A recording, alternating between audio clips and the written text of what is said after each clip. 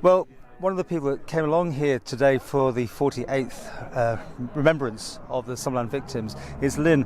And Lynn, just a few minutes ago, you read a poem, your own poem, and we're going to play that out in just a second. But your thoughts, because you were how old at the time? Because you were here, weren't you? Yeah, I was 14 at the time, and I came over on holiday with my mum and my two brothers and sister.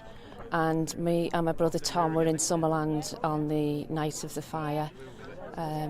So... If you don't mind, I mean, we'll hear your poem, which puts it in fantastic words, but just can you describe what it was like that night?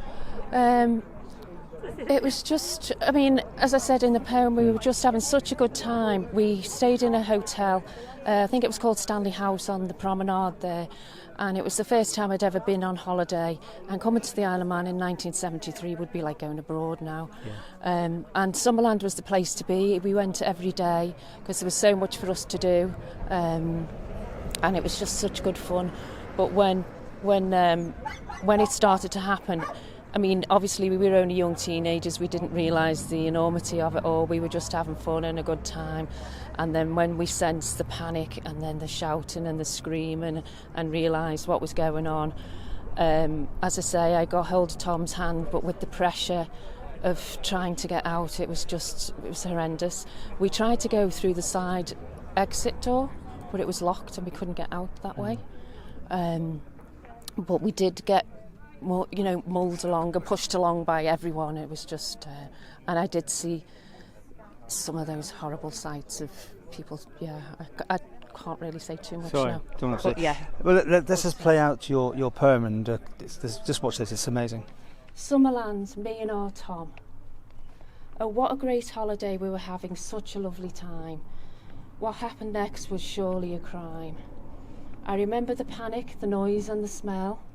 Images I can't unsee or erase, I try not to dwell. We were crushed by the crowd as I tightly held Tom's hand, but for the grace of God we survived Summerland. We were the lucky ones who escaped that dreadful ordeal. When I look back at the disaster, it still seems so unreal. Tom and I went on to have families and live our lives. I often think of the 50 who lost theirs, never had a chance to survive.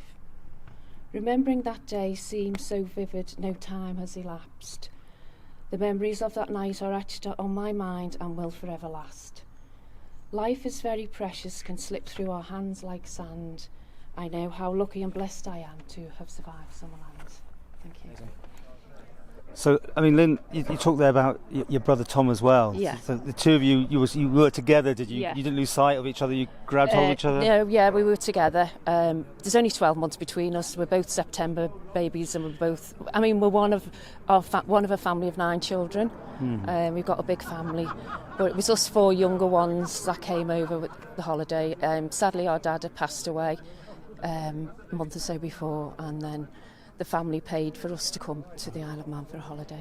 In those days, there was no trauma. After the event, going to counselling and like that. You've had to live with this. Is it hard? I did. When I went back to Liverpool, I did have to go to the local police station, and they asked me to make a statement and that.